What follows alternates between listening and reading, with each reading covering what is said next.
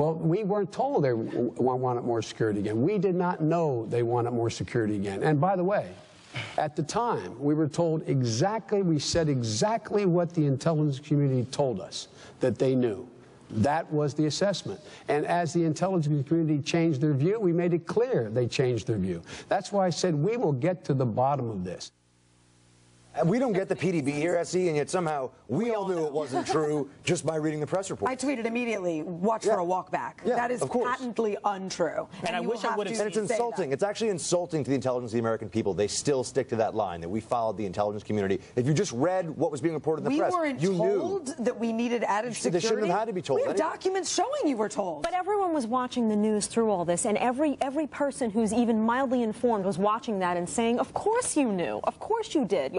They saw all the misinformation. They saw all the contradictions. So I don't think that's a statement that will go over well with people at home who just turned on the news. Yeah, and even if they didn't know, they should have known. Why didn't, if it's true that they didn't know, which we know is false, they should have known. So either way, it's not going to go well. Because of that, that's a place where I would have liked to have seen Paul Ryan push and follow up and say, excuse me, you did not know that the consulate had asked for more security? Can you? I would have liked to have seen Paul Ryan say, can you explain to me why Susan Rice was going out 2 weeks later after we know that all the reporting suggested you had information?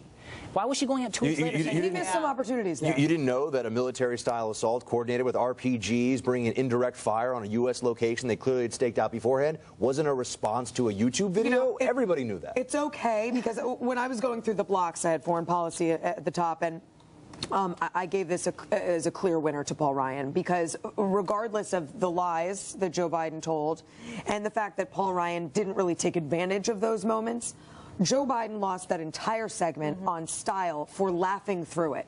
For laughing through a segment on Libya and a nuclear Iran and the Middle East. He laughed through it. He, in fact, we have another good shot. Let me have A4 for Iran, please. Let's all calm down a little bit here. Iran is more isolated today than when we took office. It was on the ascendancy when we took office. It is totally isolated. I don't know what world these guys are in. Thank heavens we have these sanctions in place. It's in spite of their opposition. Oh, God. They've given 20 waivers to this sanction. And all I have to point to are the results. They're 4 years closer toward a nuclear weapon. The sort of casual, removed, calm down, man. It's fine. Calm down. Iran's not a big deal.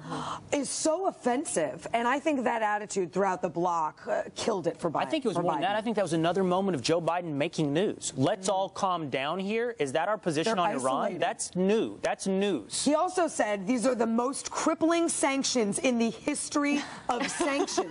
I mean, if it weren't so tragic, it would be comical. Yeah, but both Period. both were unsatisfying, though.